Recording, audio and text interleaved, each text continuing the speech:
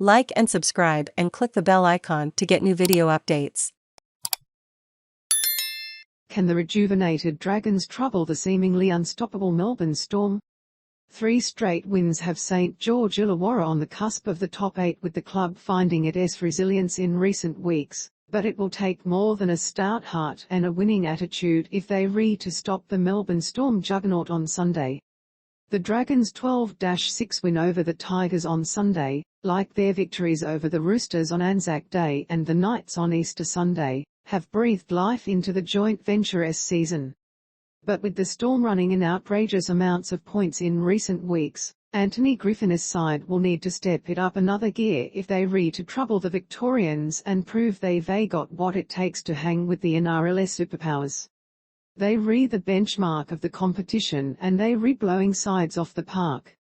We have to go down there with a mindset of defending them, and we have to throw as much as we can at them, fullback Moses Mbye said.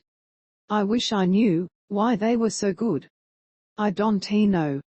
I think there's 15 other clubs sitting there going, what is so good about these bastards, because they just so good. They just continue to get better and better. It'll be a big feat, a big challenge for us, but we'll go down there with the right attitude. The blueprint for an AAMI Park ambush is clear. Each of the Dragons' recent victories has been built on great defensive resolve, a far cry from their run between round 2 and round 5 when they conceded an average of 32 points per game. Mbye has played his part in that improvement. After a rough start in taking over for Tyrell Sloan at fullback, his defensive contributions from the back have improved by the week, as has his communication and organisation of the defensive line. It's an attitude thing.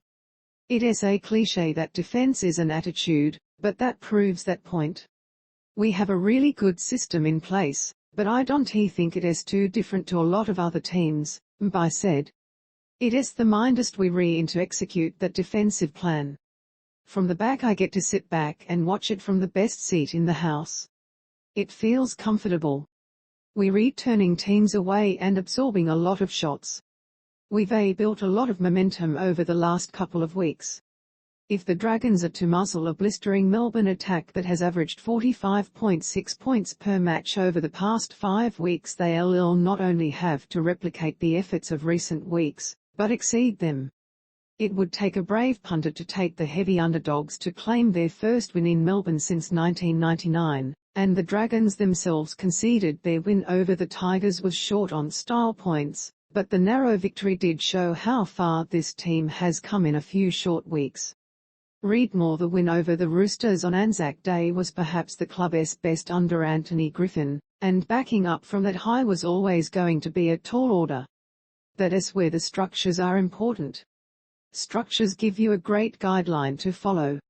There was a lot of emotional stress. Anzac Day was a big occasion, and a new occasion for a lot of guys including myself.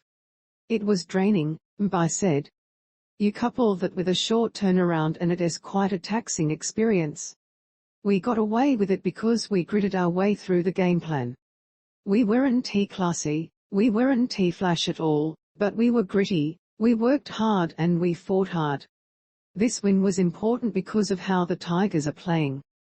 They a team that completes really high, so they had a great weight of possession, and we were up against it in the penalty count until the 70th minute or so. There was a lot of pressure and adversity to overcome, so that is the pleasing thing.